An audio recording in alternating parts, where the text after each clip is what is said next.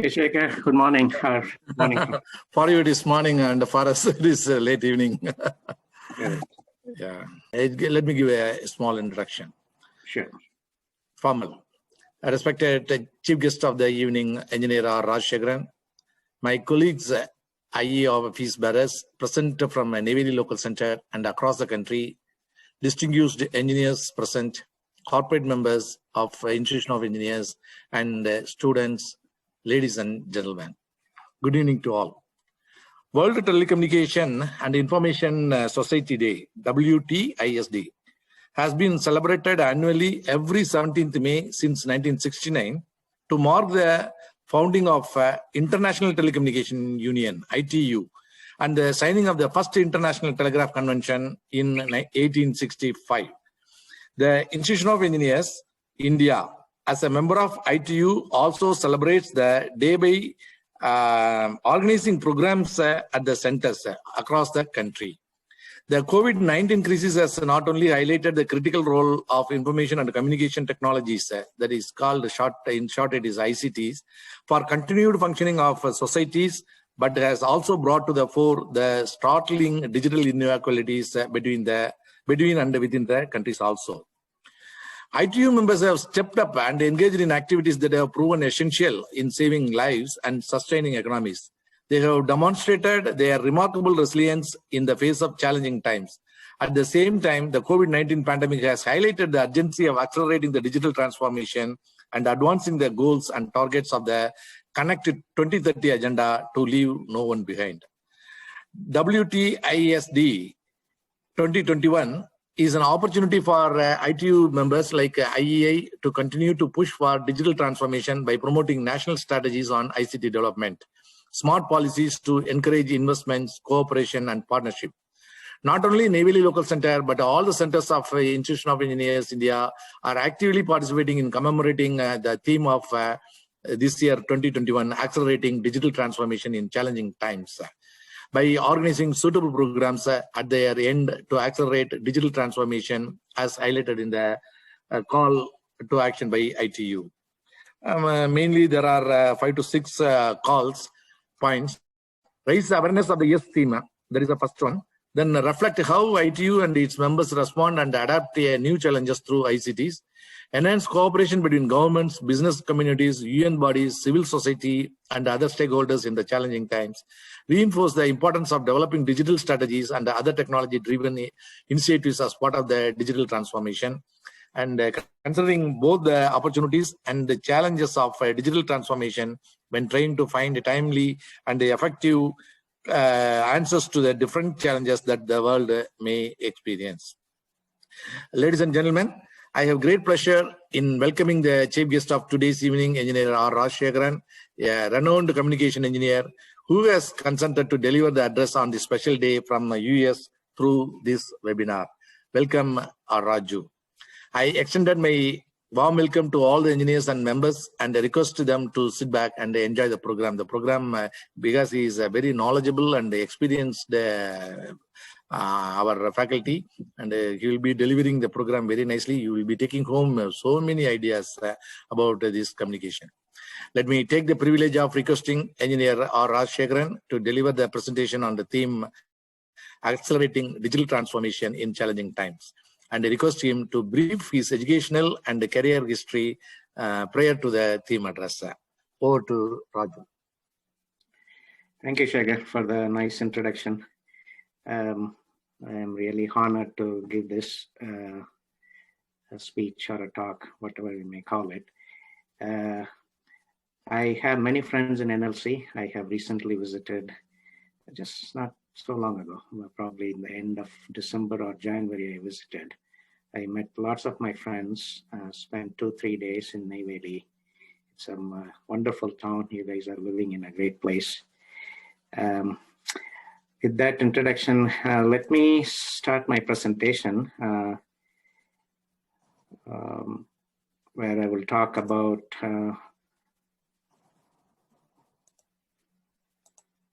can you see my screen? Yeah. Yeah.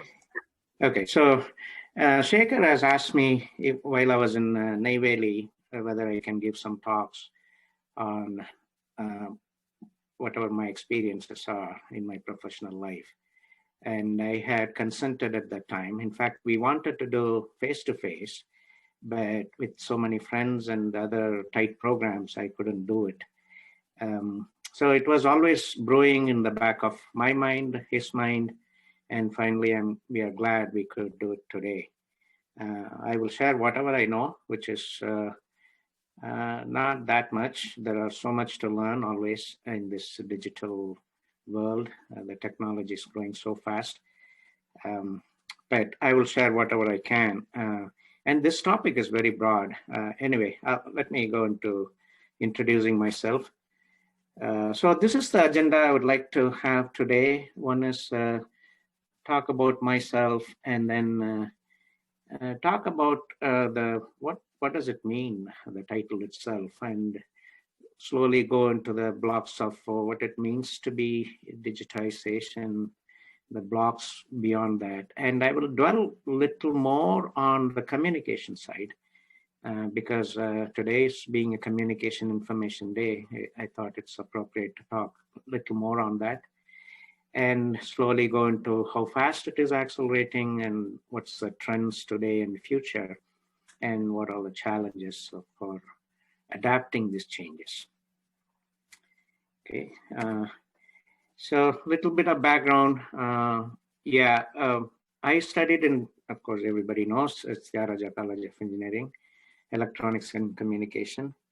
I got inspired very early on by reading Boolean logic in the Tamil daily or weekly, basically, which really sparked my curiosity and enthusiasm to learn computers. And then later in our college, one of our professor, Pandi, he also infused lots of interest in electronics and digital electronics and communication. So, and I'm fortunate to say that I had a ringside view of the technological explosion in the past three and a half decades, because I started my career with the CMC Limited. Those days it was a ex-IBM, which was maintaining all the computers imported to India.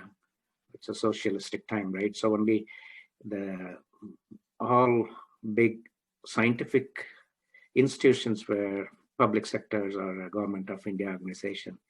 And they were imported, the computers were imported mostly of IBM kind, which is a big mainframe, and they were maintaining it. 1977, during Janta period, Morarji Desai booted out IBM. So what happened was the whole IBM became CMC Limited. All the people who worked in India IBM, they all became CMC Limited. So it was formed by Indira Gandhi, the Janta government, and IBM became CMC Limited. And those days, it was a first generation, second generation computer, meaning it was all discrete components, electromechanical components of computing. When we say electromechanical, the first generation computers are literally, it was like they are wiring circuitry by hand. And in fact, people would, there will be lots of cockroaches will go and spoil those connections, and people would remove the bugs, and that's how the name called debugging itself came into being. But slowly the computing evolved into a first generation, second generation. During 1930s, from Alan Turing and John von Neumann, those were the people who laid the foundation for computing theory and computer architecture, meaning program and data, how they are taken in with the Boolean algebra. So the computers were made out of electromechanical components, basically relays acting as a switches. And some of these valves, what we call this electronic valves, they would be storing information as a memory. The memories were made of such a huge units. You won't believe it. It's like a 4K by 16-bit would be the size of a refrigerator. And those computers were very slow, less than a megahertz speed. And the input outputs were people have to type in the program using the card reader. The card reader would read those things as a program, and then the machine will process and then print it out to the printer. And the printers were huge, it's like literally they were massive machines. And the print hammer, they call it as a print hammer, literally. So the chain will be rotating, and exactly when some of this chain of characters, when it rotates like a cycle chain, at some the computer would know, oh, the P is in front of my printer hammer, so it will print. So they are line printers. Anyway, I didn't work on those machines, but when I started working on, it was a third generation, fourth generation, when slowly the electronic valves have been replaced by transistors, and transistors have been replaced by integrated circuitry, which is a small IC. Everything is integrated into a silicon. We were maintaining, I was a service engineer for 6 years, maintaining all the computers all over Bangalore, you name it, ISRO, GTRE, LRDE, ADA, all those big computers. And the storages were all this massive disk drives, size of 1 megabytes, 5 megabytes. I remember we used to count, not so long ago, 85, 86, I used to count the number of megabytes of storage available in all the Bangalore public sector institutions, and it didn't come to 1 gigabyte. And imagine our phone right now having a huge amount of 6 gigabytes of memory in our hand. So that's the kind of evolution that happened between, say, in 3 decades. So that's only in the computing. In several ways, we would see things have moved. After CMC Limited, I joined Pentafor and the AMI. These both were in Chennai. I worked as again, related to service engineering, but more of a networking administrator in setting up a Pentafor Kelambakam campus. Those days, Kelambakam used to be a small fishing village with only the Pentafor was the first one. Literally, there was nothing between Adayar and Kelambakam those days. Then I moved to a company called AMI, American Megatrends, where the PCs started coming up. That was my first development, writing assembly language for BIOS. This is the screen what you would still see when you first power up the computer, the BIOS booting up. And then something called RAID, which is a hard disk drive with multiple copies of hard disk, so that even if one disk fails, the other disk takes over. It's called a redundant disk array. It's called a RAID. Then I moved to US and I started working for Texas Instruments in real-time operating system development. When I say real-time operating system development, these are small, very small computers having very less memory, and it has to meet the real-time requirement. Basically, computer designed for responding in a very, very deterministic time. So it's got some nuances to how you write those software. And primarily the applications for those operating systems were signal processing, mainly writing audio, delivering audio, and rendering speech. So the operating system and the components I wrote was used by either phones in Nokia or some MP3 players. Those were just coming up at that time. This was in the late 90s. So which piqued my interest in signal processing. I started learning a lot on my own. And then the Texas Instruments itself moved me to a mobile division. So I did my master's in CDMA engineering in the University of California, San Diego, where I learned lots about communication theory. What we studied in college was just touching the surface. While you did the master's and really working on the communication, it was really challenging, but at the same time, very, very interesting to learn all those things, which is touching everybody's life now. After Texas Instruments, I joined Huawei, which is a research division, their advanced R&D division. They're just setting up in the US. So while in Texas Instruments, what we did was, my work was more on the mobile side of things, which means in what we use as a personal communication device. In Huawei, I joined the back end of the things, the cell tower and the electronics and the algorithms and the computers used in the backhaul, what we call backhaul or cell station. There you have a different challenges where the computing power needed to be serving multiple people at the same time with the different radio characteristics and the power requirements. So it was more of a researching different types of computing and communication and memory technologies needed for future generation of mobile base station. We call it as a base station.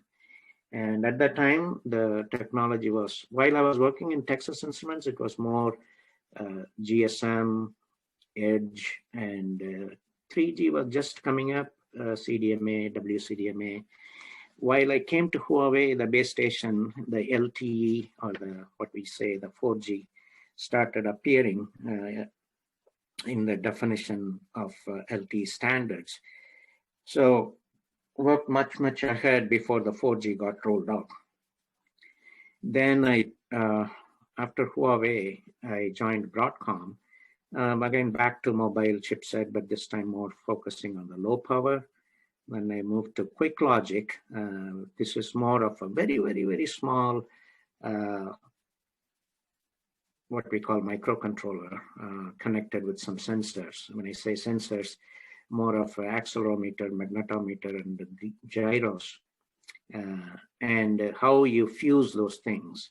And basically the applications were pedometer, how many steps you are walking and how fast you are walking, step stride, and so small algorithms, but it all has to go to the what we call wearables. That means very low power and sensor fusion. Multiple sensor needed to be fused. So that was an IoT. Then currently I am in all of this so far in US. My experiences till that time was on the core components. When I say core components, it was more like CPUs, not the end product. Whereas Sonos is a finished product. We make streaming speakers or smart speakers. So we mostly stream audio. And I am working right now in their architecture division. I'm one of the architects. I choose the right components, and also I integrate new features from the computing and radio perspective. Sorry, it's a long introduction. I will move to the next slide. So dissecting the title of the topic, and I thought, let me define what it means to be digitization.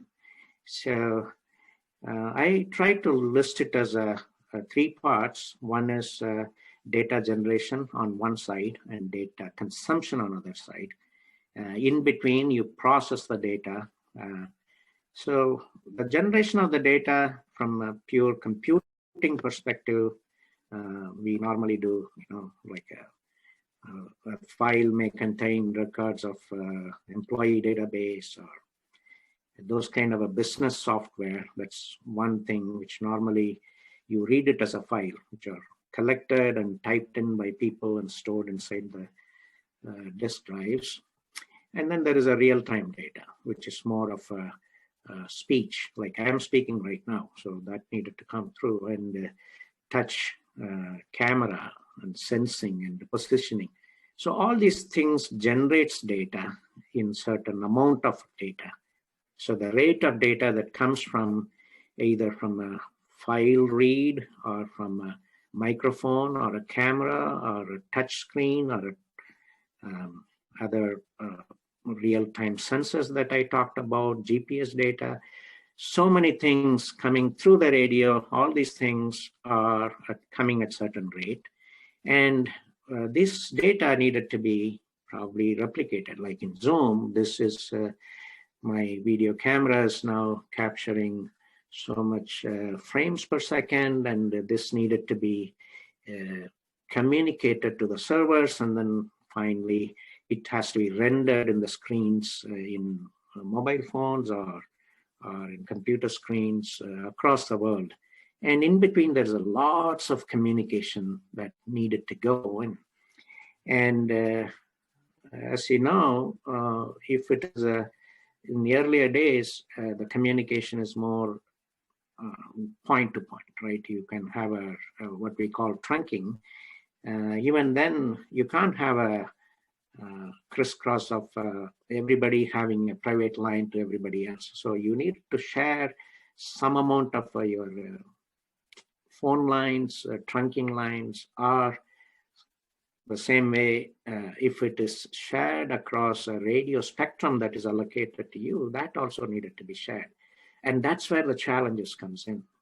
How do we communicate with the least amount of resources? That's a fantastic engineering problem. You know, it's like you need to understand lots of parameters about what you communicate and how best you can communicate without errors, and also how efficiently you can communicate with limited resources and exactly reproduce these things. This problem started much earlier in when the telephones came about. And till that time, there was not really a mathematical background about information theory or about fundamental the communication. There is no mathematical basis. People are just trying it out. As soon as Alexander Graham Bell found out, they just laid the lines, and the signals were purely analog signals were sent, and they will have repeaters, and they were managing. So I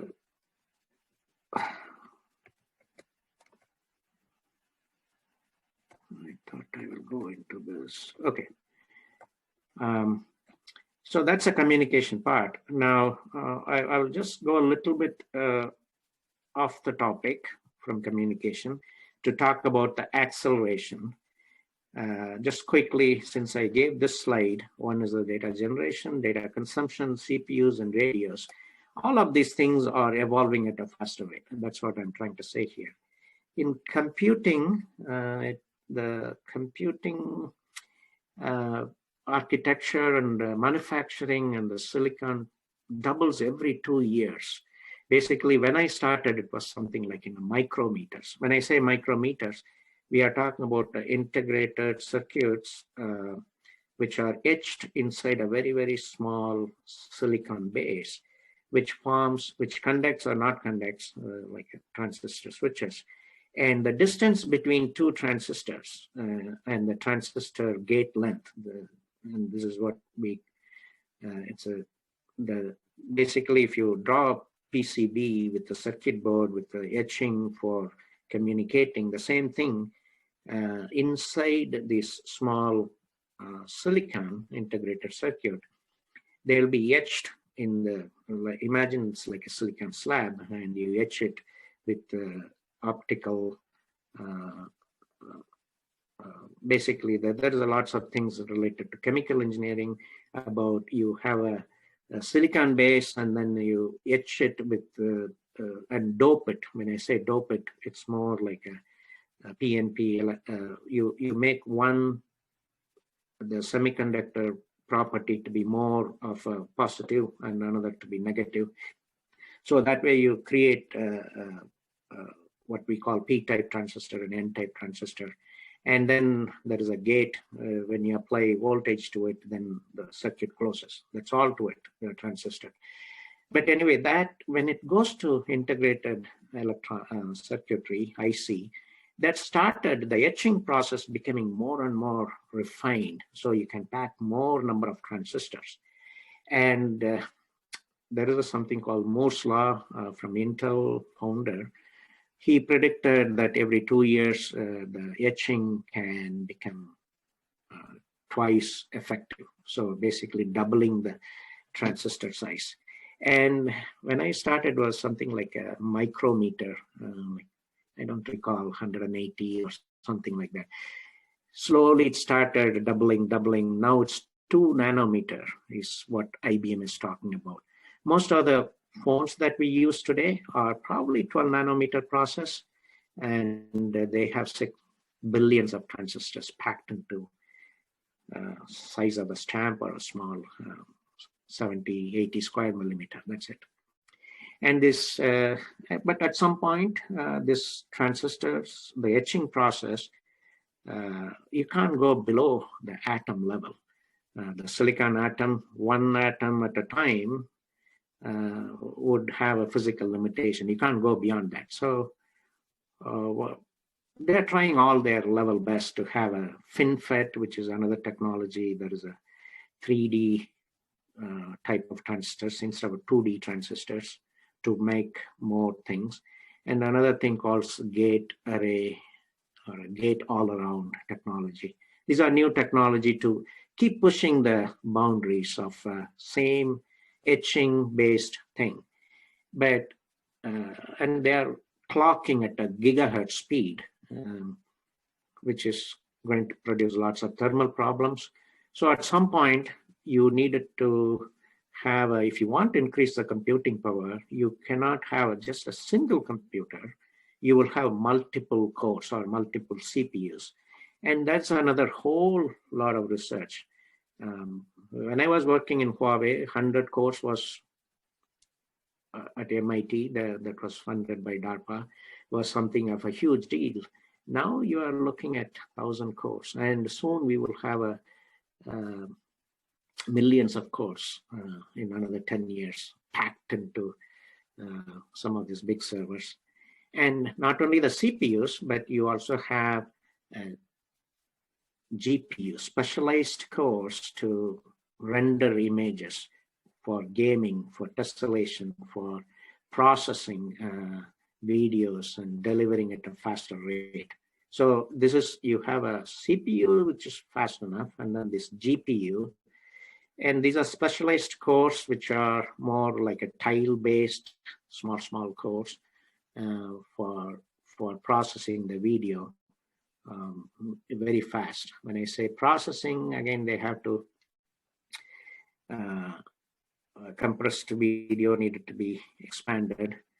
Why do we do compression? Because you need to send this video stream that I am talking in a very efficient way across the multiple channels. And then NPU, which is a new thing, what we call neural processing unit. I'll go into that a little later, memory density. So in computing itself, there's a lot is evolving.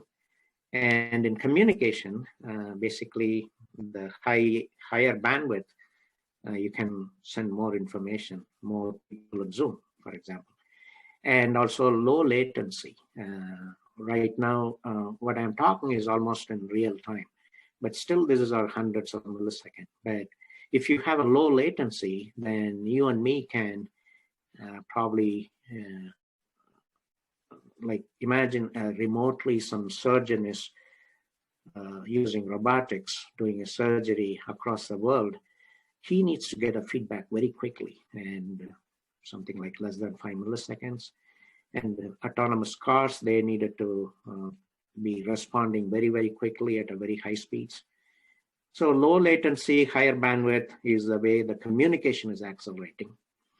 And there are lots of things associated with not only in the radio technology, but in the way the antennas, multiple antennas and algorithms and aggregation of the carrier spectrum. That's another acceleration that's going on. And in sensing, which is all MEMS based, my miniature MEMS, like my 12-axis sensor or 9-axis sensor, what I call accelerometer, magnetometer, gyro, 9-axis, each one 3-axis, is so tiny and it consumes so less power. And when you walk, the amount of gyros that move inside or accelerometer moves inside is micrometer, but that gets amplified. That relates to how fast you walk and things like that. And they have to be very, very low power because you are wearing in your hand, which means you have to have a very small battery, which would not heat up and should last long enough, at least till you finish your walking, right? And heartbeat. Nowadays, the heart is, it's constantly measuring your heartbeat. And the same way with imaging, high compression video, and sensor fusion. There's another, all these sensors are fused together to create a context. Imagine you're having AMG and you have a GPS, then you can say, oh, I walked this path. So that's another fusion of coordinates with the sensor fusion to know how much you walked and which way you walked. And these are very evolving linearly. Computation is evolving linearly. Communication is evolving more or less along with the computing. And then the new thing, which is very scary, which is artificial intelligence and machine learning. And this is something completely, I'll dwell a little later on this. This is self-learning by machines itself. And we are not telling the machines really what they should learn. In some sense, it is we train the machines, like imagine facial recognition or object recognition, machine vision. So generally you feed in so much photos and then tag them saying, hey, this is a cat. This is a cat behind a tree. This is a cat behind, along with the dog, along with the male. So billions of photos are fed into this, what we call the neural network, just like how the babies are taught to identify certain object. We are telling the machines to identify. And the neurons are multiple layers of neurons. They get the feedback, it mimics the brain. And once you have the circuitry and then you feed in the data, then it can identify. This is evolving exponentially. And this is, I'll come to the challenges part of it. These are the trends that we are seeing. Now, let me go to quickly to the fundamentals of communication, which is very dear to me. I like it. I think I already talked about the information theory, mathematical foundation.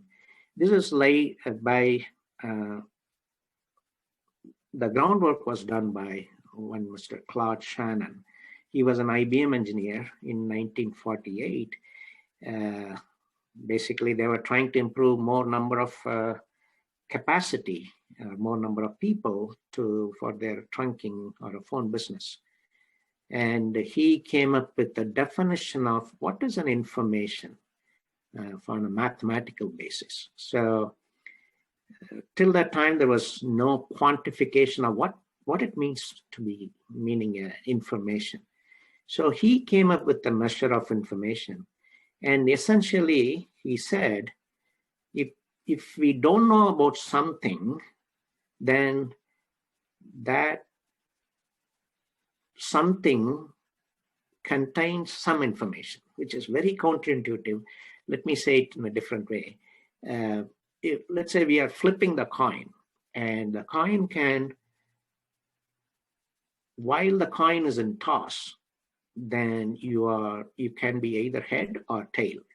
That means while the coin is flipped, there is some information that we should know about it, right? So it's a information about information. So we are saying that they call it as an entropy, which means while the information is either head or tail, which means I need one bit to hold that information. Because once it is head, then you know it is a head. There is no information to be passed across to someone, across the communication channel. Because already if you know the news before I know, then I can say something about that news. But you although know the news, I although know the news, then I won't call you to say, hey, this is the news. You will say, I know it. Why are you telling me? So that's how the whole thing is about. The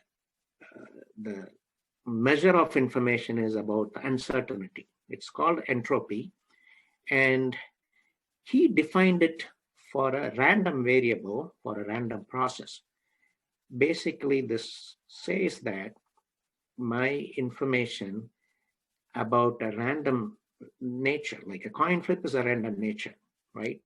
So it can be one of two possibilities: probability of the coin falling in, it's a random variable. And a random process is about basically saying, hey, it follows a normal distribution. That is a random process, but of the kind which is we see everywhere in population density. And so there is if you know probability, you will say it's the probability density function is more like a Gaussian distribution. But the thing is, he defined the unit of information as a probabilistic in nature can be defined, and it is called entropy, and it is defined in bits. And we say that the entropy of that information is sum of all the probabilities multiplied by the log of those probabilities. Now, we talked about coin flip. The same thing now you can talk about saying, yeah, I'm sending alphabets. So my character can be 1 out of 26 bits, 1 out of 26 choices, right? Because 26 English letters are there. So what is the probability of sending, say I'm talking about NLC, what is the probability of N happening out of all the thing? And then there is the next one is L, next is C. Then you can construct saying it's not only the words that are coming now, or the letters that are coming probability, but you can also introduce more about the words, how they are probable with each other. Like certain English dictionary has got only 50,000, 60,000 words. So you have a probability of letters following each other, conditional probability. So then there is a more likelihood that you have in English, the A, E, I, O, U, the vowels have the more probability. So that's more about that. But similarly, we will find out a little later. I think I'm running late. You can find out what is the measure of information and how much you can send reliably. That's what the fundamentals of communication is. So when we say channel capacity here, I'm talking about this thing. This channel capacity is related to the bandwidth. Bandwidth, when I say bandwidth, how much say look at the analogy would be the size of the pipe. How much information can flow in electrically or over the radio waves without loss. And there's another theorem behind that, how much you can reconstruct a signal if you sample it, because you are not sending a continuous analog signal, right? You have to sample it. The maximum sample, what we call Nyquist rate, is if there is a signal, analog signal, whatever waveform it is, you sample it. If you sample it at least twice the bandwidth rate, and that's where the kilohertz or megahertz comes, then you can reliably reconstruct. That is only the sampling theorem. Now you have this bandwidth. That means if my spectrum is 1 gigahertz, then I can only send 2 gigahertz reliably over the communication channel. And that depends on this. The second term here is what we call signal to noise ratio. So the channel capacity is essentially related to linear, proportional to linearly to the bandwidth. The higher the bandwidth, more information can be sent, more number of users can be there, even though they each consume a certain amount. And it depends on the power in which you transmit. You can blast so much power so that it can go very far. Amidst the noise. The noise can be even somebody talking with each other could introduce a noise to others. Let's say we are all talking in one room in a party. If others are talking loud, then that becomes a noise to you. So how do you, then you have to shout louder. And the other person would say the same, would feel the same thing. And then he would start raising his power. So raising the power, signal power, is not the solution, because the noise underneath is somewhat of a constant or in a certain situation. So given the signal to noise ratio is limited, signal power is limited, and the bandwidth is limited, then you come back to say, how do I increase my capacity reliably? How do I increase it? Is it by efficiently compressing my message? And when that's one thing, right? Basically, you speech coding or audio and all, you can't hear all the frequency all the time. So there is generally you mask some of the frequency while people are talking. Your ears automatically masks out the high frequency noise because the speech is more centered around 2 to 4 kilohertz. So what do you do? You run a filter, you remove all the components. Your microphone is picking about high frequency noise. So suddenly you see that you can now compress. Similarly for video, you don't need all of that video. You need the contours very well defined. You can have this is where the megapixel is, right? You can have a very high resolution megapixel camera. You pay for it, but when you are sending it, you are consuming more bandwidth. So how do you compress it? So this channel capacity is not about basically compressing the bit rates and how you can effectively send it over the communication channel reliably. There is a second part to it. One is called the source coding. I think I had written down here, the next slide. So the channel capacity is directly proportional to the bandwidth and signal to noise ratio. So for error-free transmission, increase the signal power or have a higher bandwidth. But if those two are limited or engineered already, like our spectrum is only this much and my transmit power is only this much because of I don't have enough power, or there is a regulatory things, or it is harming people, those are limited, right? Then you come back to how do I increase my channel capacity? How do I increase the bit rate? And that's listed here. Basically, you do it by saying source coding and speech channel coding. Let me go back to this thing. So source coding is all about you do the compressing here. You reduce so much inside. You achieve 1/10. Our MP4 is a compression ratio of 1:10. And our video compression is phenomenal. Like we could do thousands when we do a MPEG-4 compression or MP4 compression. Then you are compressing the video frame, which is going at 30 frames per second. Each frame can be compressed thousands of times. So you imagine you are reducing the bit rate so much. So that's one. And then this communication channel is, it's basically a radio channel, most of the things what we see.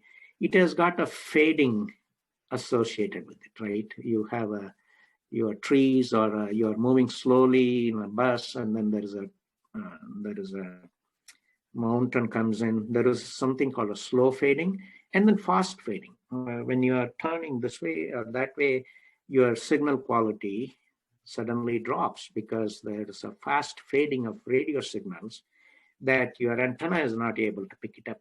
So how do you increase that? So one way is to do what we call forward direction, error correction codes. So when you compress these things, you also compute what we call parity checking codes, where you can identify if that block is having how many number of ones and how many number of zeros. That's very simple error correction code, which can detect at least, oh, there's an error here. Why it is important? Because if it is an error, you can always ask for a retransmission. You can say, hey, I got an error, please send it back again. Or you can even correct yourself if there is a further information is sent from here. So there is those kind of error correction codes is also able to increase your capacity, because now you can say, you can take a little more chance because your spectrum is limited, your power is limited. You can say, I will send only this much based on his error rate that he is complaining, the other guy. I can now understand my communication channel. Now I'm in a fast fading movement or a slow fading environment, or among all the buildings. So there are lots of things associated with the data you send, and then the preamble, postamble, the physical layer. They all can say, oh, increase the power or decrease the power to the transmitter at the physical level layer. And also there is when you have multiple access. Still we are talking about the source coding here to increase the bit rate, reliably to communicate, and then the channel coding to reliably communicate. So there is two types of coding, and then there is a third type of coding, which is when you send the information through this link. This is the communication channel, which is a radio channel.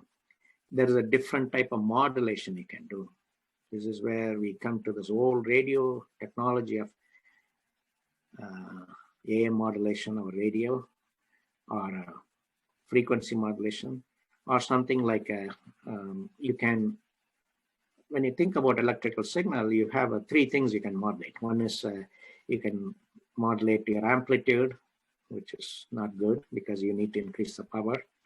Or frequency modulation, you basically convert your signal into a frequency modulation, or you can convert the phase of the frequency, and or you can have a combination of these things, what they call quadrature amplification modulation. You send two carriers with the two which are orthogonal to each other, and then that way you can imagine it, if you are looking at a graph, you can send two bits, one going one x-axis, one y-axis, say two antennas, and then you can say, oh, I have now 2-bit coordinates. So how many you can do it? Oh, based on I can have 4 quadrants. So my signal, if it comes in any of the quadrant, I would be able to identify most likely where it is going to fall. So that is another type of coding, and combination of that. Our 5G networks, I think the GSM, the earlier AM system, or just, I'm talking about the mobile phone evolution. Initially, it was more of amplitude modulation, then we went to frequency modulation. When it comes to 3G, 4G, we started doing something called code division multiplexing, or code division, which is another thing. Basically, it's again, I go back to this a room where people are talking with each other in a party room, everybody's talking to each other, and either you have to raise your voice to remove the adjacent people's talking, which prevents you from hearing what you are talking to your partner. But another way is, imagine if everybody is talking in a different language, then your ears can selectively ignore. He's talking in Hindi, I am talking in Tamil, another person is talking in English. Then we can little more able to hear, even with the same amount of the co-channel or a adjacent person talking. That's called a code division, where basically you modulate your signal, each one of them little bit differently. So if you have 100 people in the cell, when I say cell, a cellular environment, like in Neyveli town, probably 5 or 6 cellular environment would be there. And within that cell, maybe 40 people simultaneously talking. Then you basically, code each of the communication path with a slightly a different code along with the thing, so that it can be easily, each person can, when it goes from the base station, it all combined into one multiplexed thing and blast it out separately, right? It is not, the base station has got only one antenna. It is not going to send it separately one-to-one. We are talking about an omnidirectional antenna, sending it to 100 people, with all people talking their information, their Zoom calls, everything mixed up. Now, how do we reliably, each one takes what it means to them? So that's where the code division multiplex comes in. So all these three things enables one to receive properly we are basically maximizing the channel capacity. And that's the fundamentals of information theory and communication theory. And there is very, very, very interesting topic about how we detect signals amidst the noise, given the probability, because we said it is a radio atmosphere is very random. There is a fading associated with it. And the fading is more like not like a Gaussian, in the sense, not like a normal distribution type of a fading nature. It's more like a Rayleigh fading, which is a different probability density function. And given these things, how reliably the receiver can receive it. And this is where statistics and what we call the Bayes theorem, or a likelihood detection, comes into being. This has got nothing to do with communication theory. It's purely statistics. And this likelihood theorem, what it says is, let's imagine, let me go a little more quicker. I think I talked about everything. But in the communication, I'm just saying there are different types of radios, different types of standards. You know all about that: Bluetooth, NFC, Wi-Fi, Ethernet, backhaul, satellite, fiber. So different types of network, different types of frequency. But the fundamental is about all these things of maximizing the channel capacity and coding and compressing, right? The trends and challenges behind it. So we have when I look at, say, the trends, is cloud computing is one of the big trend associated with data analytics. The challenges are massive amount of heat, power requirement for these huge servers, storage requirement, security is one challenge, and IoT, which is Internet of Things. Now you're going to see multiple of these devices. Power is one important thing, and edge computing. When I say edge computing, you have lots of intelligence, tons of data in analytics and in cloud computing. But if you're, let's say, if you're in a self-driving car, you can't have a very quick turnaround things of referring to a bigger data analytics to take a decision. So edge computing is a challenge where a power limited computing needed to happen at the edge itself. And then the neural networking and artificial intelligence, which is more of a mimicking the humans. I already talked about it. Machine vision and autonomous machine behavior. We are looking at self-driving cars and drones. It's going to accelerate very, very fast. And blockchain, which is more of a decentralized network, where the security is improved and there is no central cloud, but everybody collaborating. It's a separate topic.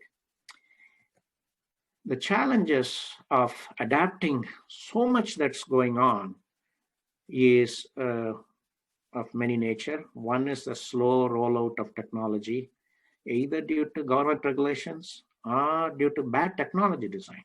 I mean, look at the way Nokia phones were there. We were always thinking, oh, I need to have a keyboard. But Apple came and said, oh, with the touch screen, you can change everything. How much the adaptation has increased. So still, we may have a lots of bad technology design in creating a technology. And this is where the user experience comes into play. We can say, oh, everybody can do it, but in India, 33% of the people are illiterate, and many may not have access to technology. And this is where our digitization, like banking, is all becoming a problem. So bad technology design has a bigger problem than the technology itself.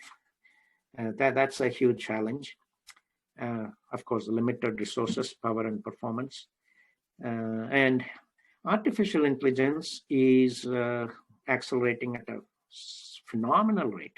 Imagine our heartbeat is now being sensed all the time, and it is going to be available. That gives a trend. It is like people looking at your pulse, but somebody is now looking at your pulse 24/7 for years. They know your heartbeat pattern just by looking at running a signal processing algorithm. So these are opportunities. So positivity is this artificial intelligence and the machines are going to take most of our knowledge-based endeavors, which is good.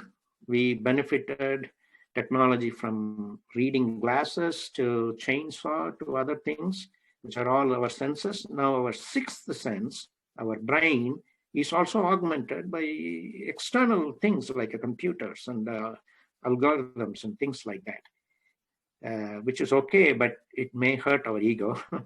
That's a positive side. The negative side is it's a real threat to the fabric of our society, because we all know, we go to the, we know, we are all teachers, we are all workers, we have to have interaction, and that's our livelihood. Our way of living itself is based on that. Now everybody has to live within the four confinement of wall and option to talk only in Zoom. That's a challenge, right? So the technology adaptation would slow down because people would say, no, I don't want this. And ethical issues and the bias that it brings in. Fake news, right? Artificial intelligence would, everybody reading the same WhatsApp news, it amplifies whether it's true or false. It amplifies certain biases. And ethical issues, like you have certain laws in certain country, even our oximeter, right? Our oximeter is basically, it's sending some light and then receiving on the other side. But our skin colors are different, whether it's calibrated correctly. It may be good for certain race people, but is it good for us? Is it? So those kind of things. And ethical issues, self-driving car hitting someone, my laws are different, other laws are different, culturally we are different. And if all the technology, the rate at which it's growing, it can replace human labor in all front, including surgeon, lawyers, and doctors, so much. So how people are going to transact? So there are people who are talking about universal income. So I'll end this with summary that digitization is accelerating at a phenomenal speed due to computing evolution, communication evolution, and sensor evolution, and artificial intelligence. And adaptation is a challenging on several fronts. There are positive to it, negative to it. So with that, I will end. I spent more time on communication because it is today is a communication information day. Now with that, I will open out for some Q&A. Probably we can spend some time. Okay, thank you, Raju. It was a nice and wonderful, thoughtful presentation, really. Even though I'm an electrical engineer, I could follow each and every word you have told. And it's really amazing how the technology in the communication and computing front is moving. Okay, now the forum is open to all the audience. You can unmute your mic and you can ask questions.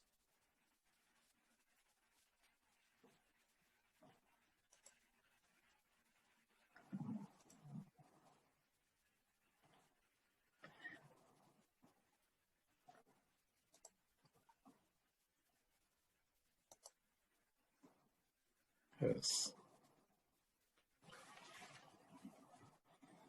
So that means people have understood whatever you have told.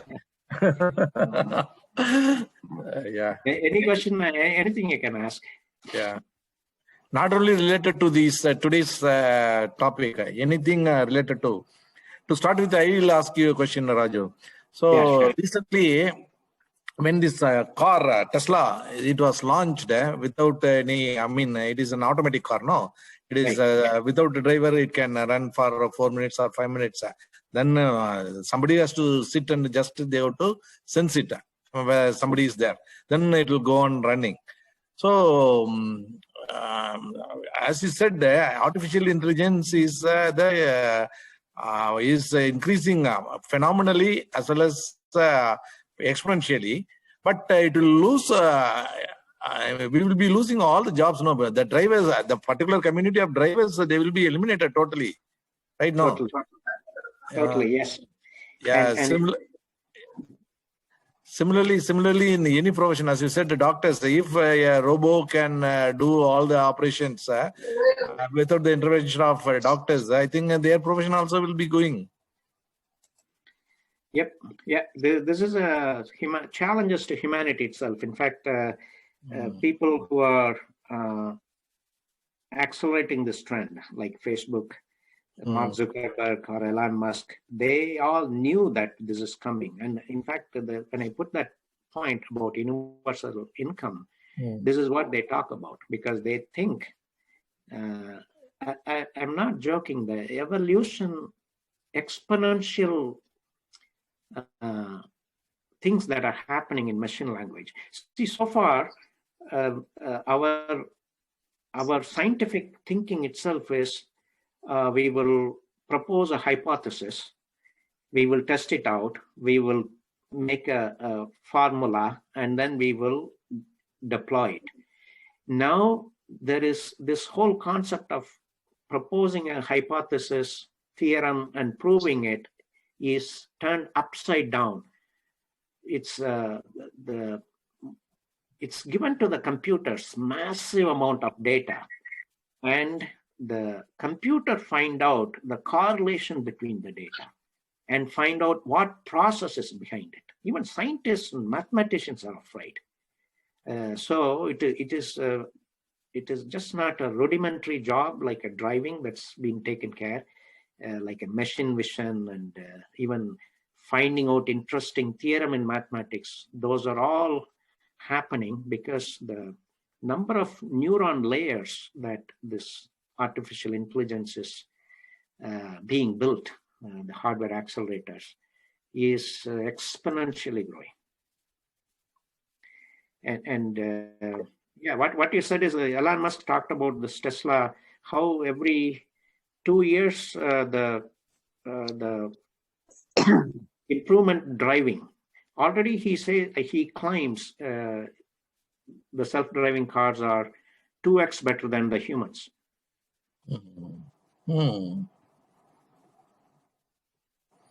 So in the case, it is certain that one day engineers also will be losing their jobs. Correct. Yeah, see, this is where it's very interesting to know what it makes us a human. What's the difference between humans and or even what is intelligence? Is intelligence is only this type of finding a pattern? Is that what is intelligence, or is it something more to it that humans can see it? But most of our operations are within. So far, our knowledge is memorization and repeating, which is machines can do very well. And even artistic, like I'm saying, arts is a pure creation. But if somebody copies it, like say Michelangelo's drawing, is copied by some Chinese artist, and that is available for $30, right? The same thing. The original creator has a value, but everybody copies. Now the Chinese, either in factory or a number of people, can produce more copying artists. Then what is the value of that art? Similarly, now the machines are going to copy or even find out, and they can do it very fast without tiring. I mean, we had seen it in other parts of mechanization, right? Yeah.